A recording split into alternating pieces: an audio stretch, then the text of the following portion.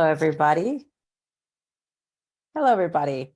My name is Natalie Galindo, and I am excited to have you all here. I know you are spending some time with us here on your Sunday evening, afternoon, morning, in some of your cases. So we are thrilled to have you here with us and excited for the evening that we have ahead for the next hour or so. So without further ado, I'm actually going to go ahead and get us started, since I know we have quite a wonderful agenda for you to learn about this event and specifically about legal careers and law school, how you can prepare even in high school to better understand the path to becoming a lawyer, whether you have an interest that is really solidified and also, or whether you're just in the early stages of exploring what you want to do in terms of your career in the long run. So today we're going to spend a few minutes talking about what a lawyer does, what do law schools care about in terms of admissions, what should you focus on in high school, and what skills you want to develop. And in addition to that, we will be focusing on kind of understanding your focus on what you should focus on in college, because that's a big part. It's really one of the most important parts in terms of preparing for law school. And then how Kyros will support you, whether this is your first time joining us at one of our events or you're one of our current members. We are thrilled to have you here and introduce you a little bit more to how we can help you if you're interested in this path. At the end, we will have a Q&A. This is going to be a sort of a panel conversation as much as an opportunity for you to have a Q&A and get your specific questions answered. So we're excited to do that. We are joined here by some fantastic speakers, and I'm so excited to have them both here. We have Danielle, who's a former colleague of mine. I'm actually a former Harvard admissions officer. If you don't know me, I'm currently a VP of partnerships here at Kyros and have a lot of experience in admissions. And Danielle and I used to work together in reviewing applications for Harvard College. But shortly after that, Danielle went on to become the admissions associate director at Harvard Law School, and she is a fantastic person, advisor. She's currently now advising students in kind of understanding their journey from college to grad school. And so she'll be speaking about how you, as a parent, as a student, might want to think about your entire journey, even at this juncture in high school. And we also have the privilege of having Jimmy here, who is not only a graduate of Harvard undergrad, he also completed his degree at Harvard Law School and a PhD as well at Harvard University. And so on the whole, just bleeds crimson, and obviously is a really great representation of what that journey to a top school might look like.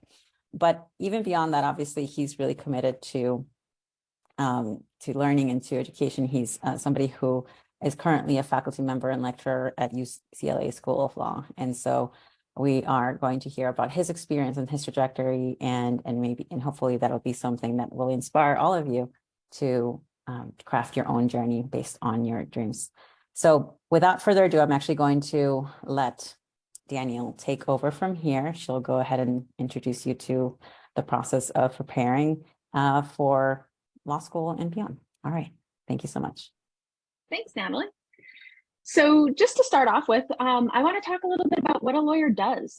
We all know things like law and order, and we see people arguing in courtrooms, but they do a lot more than that. They're advising and representing clients. They do a lot of research, writing, oral advocacy, and every industry utilizes lawyers. So you will find them in the areas that you have thought about, like criminal law and in the government, and making an impact in so many different areas. But you're also going to find lawyers in the entertainment industry, in sports law and healthcare.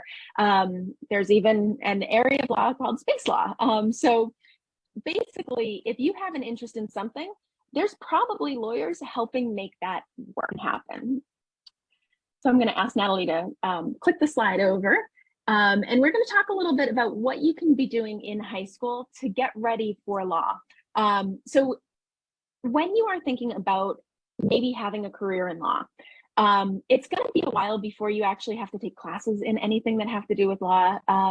And you don't need to enter a college with a law major. They don't even have them in the United States. There is pre-law, which is an advisory kind of track.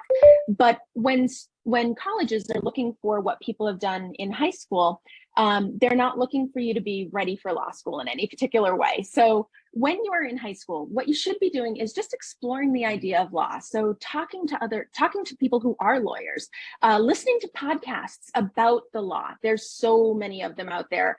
But also try some extracurricular activities that might expose you to law, like mock trial or model UN. Even student government is a really great way to see how rules and regulations make your society work. Some people can get a job or an internship in a legal area, but they're few and far between during high school. That's definitely something that you're going to do a lot more of, or have a lot more opportunities for in college.